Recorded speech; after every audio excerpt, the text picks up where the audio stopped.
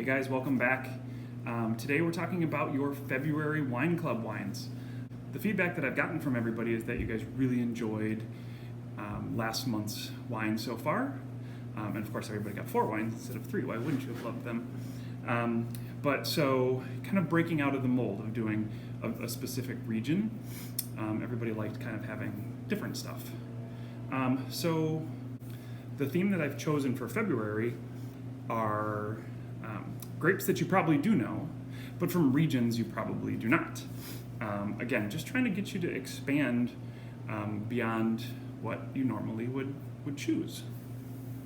So first up for your wine club, we've got the winery name is Cave de Ribeauvillé. Kind of a mouthful, but Ribeauvillé.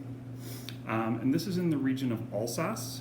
So this is very far northeastern France, formerly part of Germany. So you will see a lot of Germanic style. Usually the bottles are these tall, slender bottles like you would see in German wines.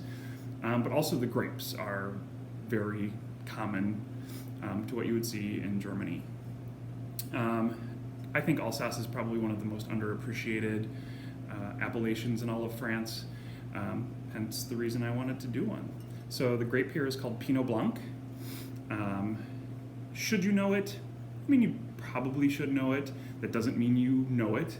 But you've heard of Pinot Noir, Pinot Grigio or Pinot Gris, Pinot Blanc.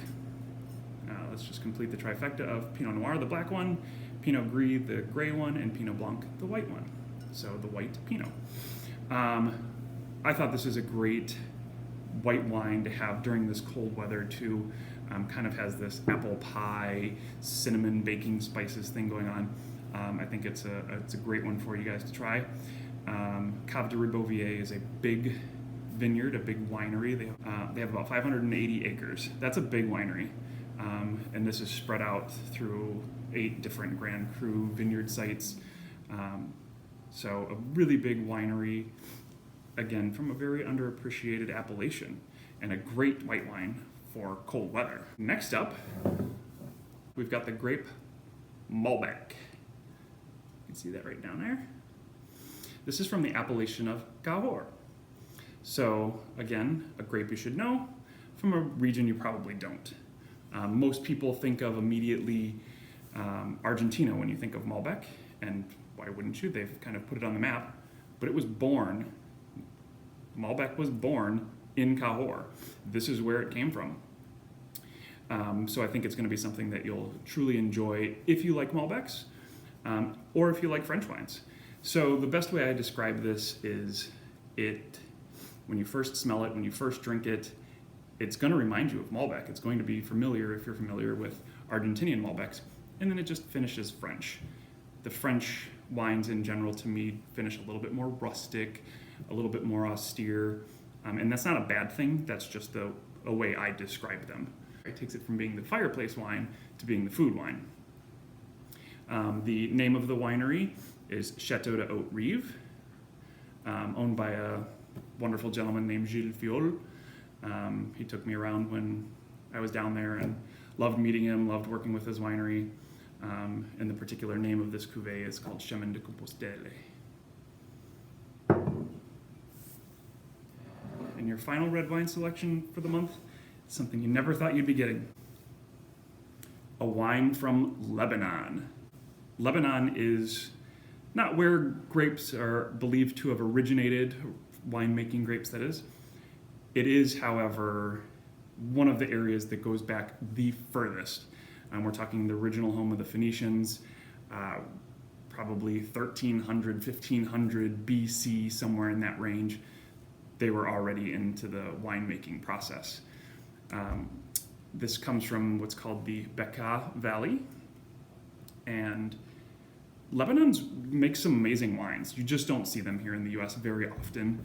It's not something that's very well requested, but the wines that they make stand up to those of Bordeaux. They stand up to some of the better Riojas. This one's a little bit more like a Rhone style blend. So the grapes, and it says something on the back. On their website it says something else. The sales rep told me something else. I believe it to be Grenache and Cinsault as the main two grapes, and then equal parts of Tempranillo and Syrah. So you should know Grenache. We've had a couple of Côte de Rhônes or Rhône style blends. We've had Grenache from Australia in the wine club. Tempranillo, the grape of Spain, everybody should be familiar with that one, and Syrah, of course, as well. This one drinks amazingly easy, super easy going, can pair well with food, but you're gonna really enjoy this.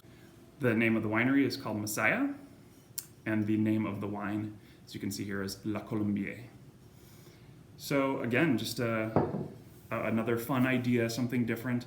I already know what the following months is gonna be, and it's gonna be kind of a play on this.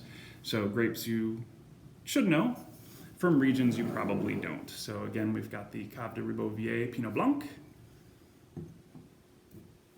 Chateau de Hauterive Chemin de Compostelle, the Malbec, and then the Massaya La Colombier from Lebanon, Grenache, Cinsault, Syrah, and Tempranillo. Everybody, I hope you have a great month. Hope to see you all soon.